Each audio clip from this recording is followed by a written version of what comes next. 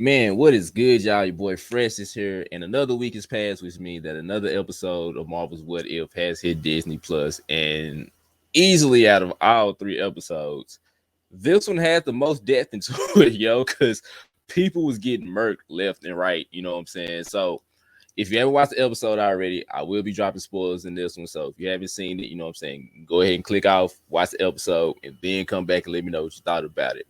Now, this episode jumped off with your boy Nick Fury, voiced by Samuel L. Jackson, kind of going with the "there was an idea" speech before getting cut out by Black Widow. With yeah, I've heard this speech before, and that's when they ended up meeting Iron Man in the diner, a la Iron Man. You know what I'm saying, to discuss the Avengers initiative. Now, when I say that they perfectly recreated this scene by scene from the movie to the anime, bravo. It was a basically picture for picture shot. Now, the difference in this instance was instead of Black Widow thinking that she was injecting Tony with the cure, it ended up being poison, and then next thing you know, Tony Stark ended up croaking. So that's where the what if began to happen right there. Black Widow ended up getting blamed for Tony's death as she's getting arrested. Shout out to them, you know what I'm saying, having Crossbones being one of the people accompanying her. Your boy Nick Fury basically said, "Yeah, I don't think you did it, but I need somebody on the outside to let me know what happened." So Black Widow ended up breaking out, and yo, I died laughing the way she was whooping them Shield agent ass on the back of that van. Yo, it kind of reminded me of, you know what I'm saying, the Captain America elevator scene, just because it was in a small space and it was a bunch of like violence and like hard hitting fighting going on. But I definitely love that scene for sure. As Thor was basically taking out all the Shield agents, you know, Hawkeye was there kind of scouting, basically, you know, letting Fury know, like, if you want me to take the shot, let me know. So as Thor was recovering the hammer, all of a sudden, arrow to the heart. Thor is fucking done, son. And I'm like, oh, okay, oh, this is like a murder mystery episode, which I kind of like, you know, they kind of like testing out different genres, you know what I'm saying, with these different episodes. So now Thor is dead. Obviously, Hawkeye is blamed for it because it was his arrow that shot him. Keep all this in mind as we continue as well. But the thing that I found interesting is obviously I'm just throwing stuff out there, but this could have been like, you know, a nod to the Civil War II storyline where Hawkeye ended up killing, you know, Incredible Hulk with an arrow. He ended up going on trial and stuff for it. So as Hawkeye is locked up, you know, basically Nick Fury is just like, you know, he'll talk to me. He goes to talk to Hawkeye. Hawkeye ain't talking to nobody because now Hawkeye is dead.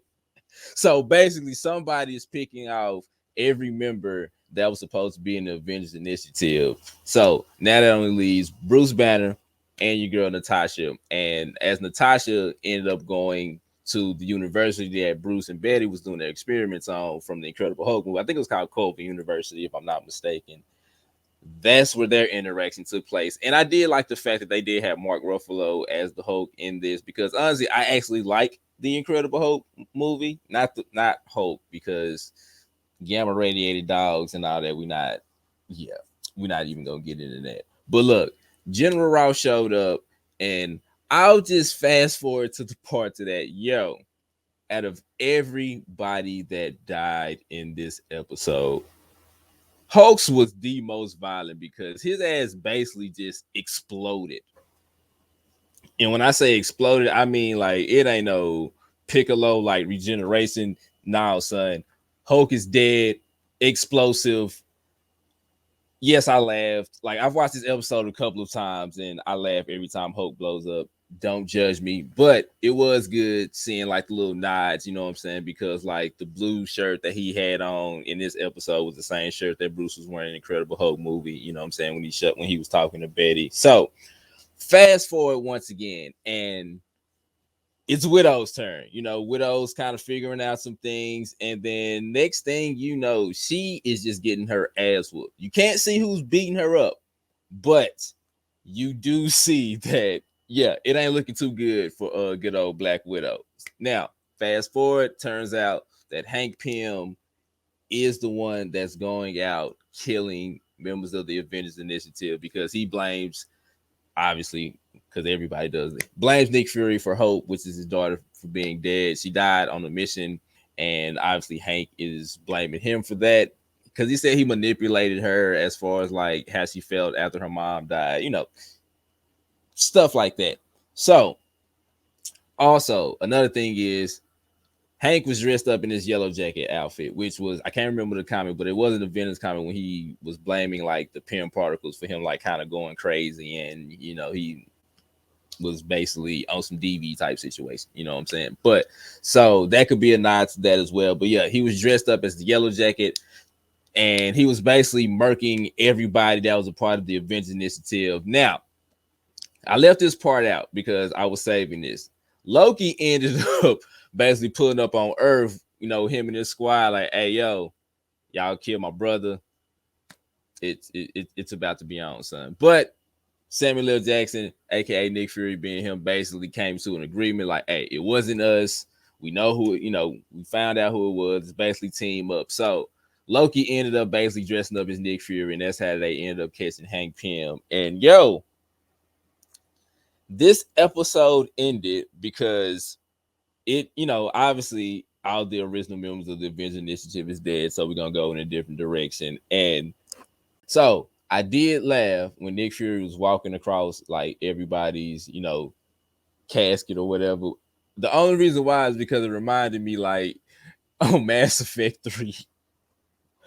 Whoever, like on Mass Effect 2, whoever you don't save, you know what I'm saying, all of them will be lined up on the ship like the exact same way. And I just instantly bust out laughing. But the episode ended, Nick Fury ended up finding Cap's shield. He said, "Welcome back, Captain." And then fucking Captain Marvel, okay, Carol Danvers pulled up, and instead of her saying "Where's Fury" like she did, you know what I'm saying, in her solo movie, she said "Where's the fight?" And then that's how the episode ended. Now, overall though, I enjoyed this episode. Like I said, I love the fact that hey, they pulled no punches, fam. Nobody was safe. Everybody was getting killed. Iron Man dead. Hawkeye dead. Black Widow dead. Well, they always find a way to bring her back. Hulk, oh, he dead. He gone. Like when you see the way he died, you're gonna be like, yeah, it ain't no way in hell. I don't care if it's a what if. Bruce dead, son. But like I said, it was a solid episode. I enjoyed it. The twist for me, for the most part, was kind of meh because I can understand him going after Nick Fury for the most part, but I don't really see why he would just want to go pick off everybody from the Avengers Initiative, because really none of them even like had any connection to each other like yet for the most part. So that for me was kind of meh, but we did kind of get like, the what if scene with the different Avengers team, you know what I'm saying? I think it was like Thanos, Gamora, Tyler is Star-Lord, and I think Killmonger is Black Panther as well too. So we are going to get a different version of what if. And the fact that all three of these episodes for the most part has ended on cliffhangers is obviously letting me know that we are definitely gonna get some type of like multiversal team up like toward the end, you know what I'm saying, of this season, which I'm down for. But overall though, I enjoyed the episode. I thought it was done very damn good. However, this was definitely the episode that it could have benefited from being longer than 30 minutes, because they kind of definitely had to like rush everything as far as like revealing who it was that was, you know what I'm saying, killing everybody. So I think this would have definitely been for at least being 45 minutes, or I wouldn't have had no problem if you would have split this up into like a 2-part episode if you're going to leave them both at 30 minutes. But like I said, overall, I enjoyed it. I would say as far as like the first 3 episodes, I would rank them 2, 1, and 3 as far as like my favorite goes. But like I said, everybody's different, so most people might love this one. I do love like the murder mystery feel that this episode gave me though. So yeah, man, keep it coming, man. We got 9 episodes this season, so I'm looking forward to it. Now, don't forget to leave in the comment section below your thoughts on episode 3 of Marvel's What If. Like the video, share the video, and subscribe if this is your first time to the channel. Hey, let me know. Rank the first 3 episodes as well in the comment section. Let me know what your favorite one was. And like always, man, I appreciate y'all for watching this video, and your boy is out.